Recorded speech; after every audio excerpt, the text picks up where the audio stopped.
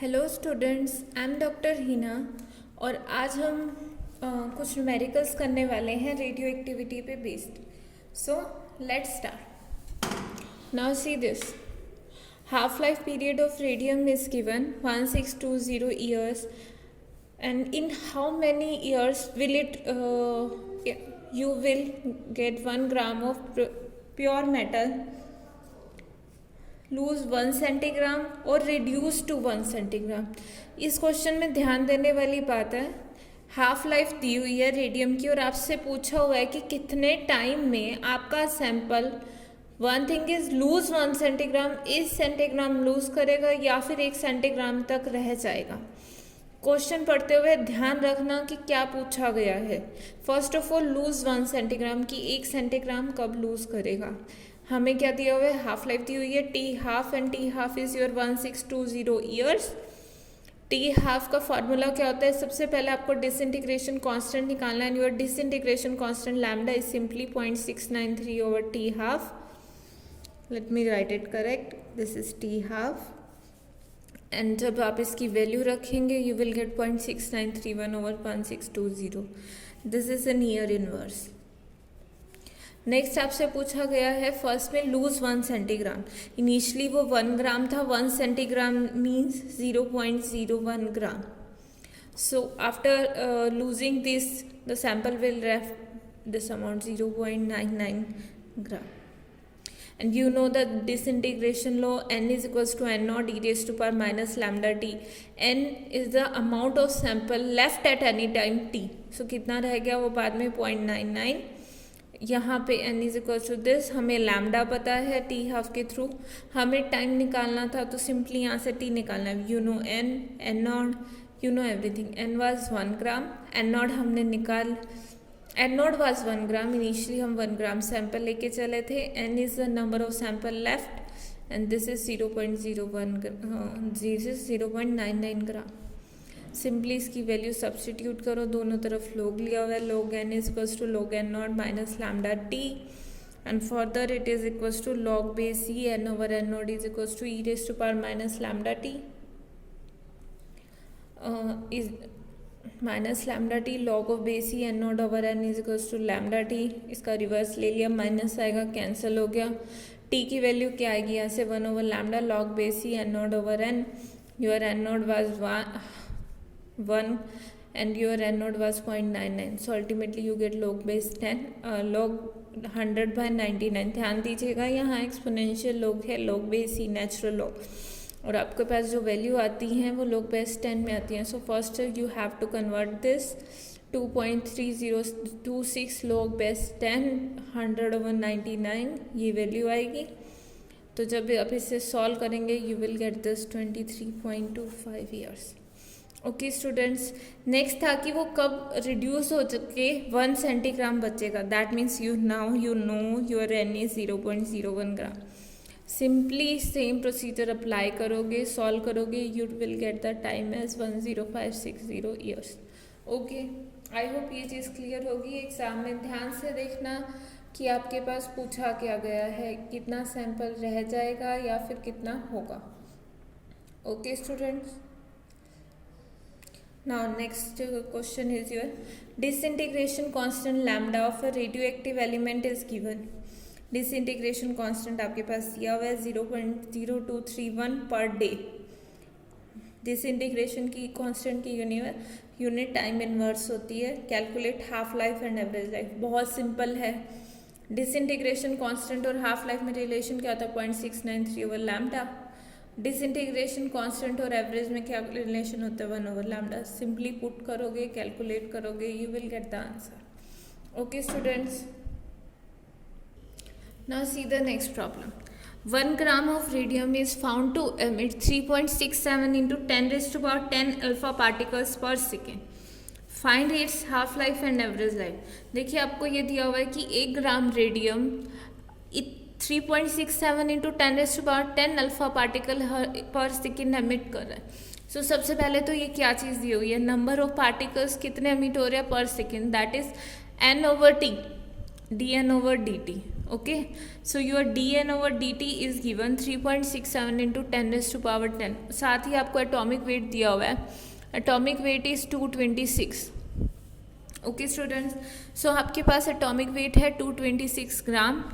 आपको पता है 1 ग्राम ऑफ सैंपल में कितने नंबर ऑफ एटम्स होते हैं, 1 मोल ऑफ सैंपल में कितने नंबर ऑफ एटम्स होते हैं, that is equals to Avogadro's number. So आपको 1 ग्राम ऑफ सैंपल में अगर नंबर ऑफ एटम्स निकालने हैं, simply you will divide Avogadro's number two the molecular weight या एटॉमिक वेट 226। सो dN/dt हमें गिवन है, डिसइंटीग्रेशन लॉ आपको पता है। दिस इज माइनस इसीलिए लिया है क्योंकि एक्चुअल में इनका नंबर कम होता जा रहा है, रेड अल्फा पार्टिकल निकलते जा रहे हैं। And minus dN/dt is equals to lambda N. So this is simply equals to lambda N. N आपके पास नंबर ऑफ एटम्स हमने 1 ग्राम में निकाल ही लिए।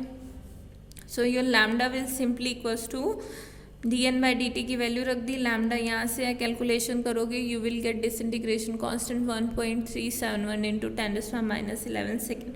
हमें क्या निकालना है, हाफ लाइफ और एवरेज लाइफ। लैम्डा आ गया तो हाफ लाइफ इजीली निकल जाएगी 0.693 ओवर लैम्डा, वैल्यू सब्सटीट्यूट करोगे यू विल गेट दिस। और फर्दर एवरेज लाइफ निकालनी है, it is simply 1 over lambda.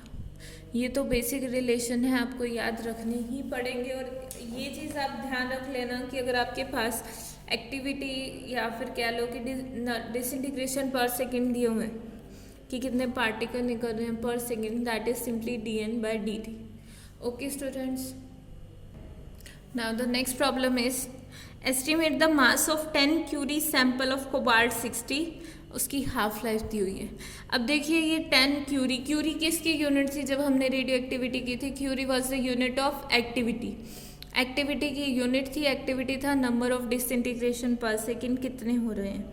सो सबसे पहले हमें हाफ लाइफ दी हुई है, हाफ लाइफ से सबसे पहले डिसइंटीग्रेशन कांस्टेंट निकालेंगे 0.693 ओवर टी हाफ।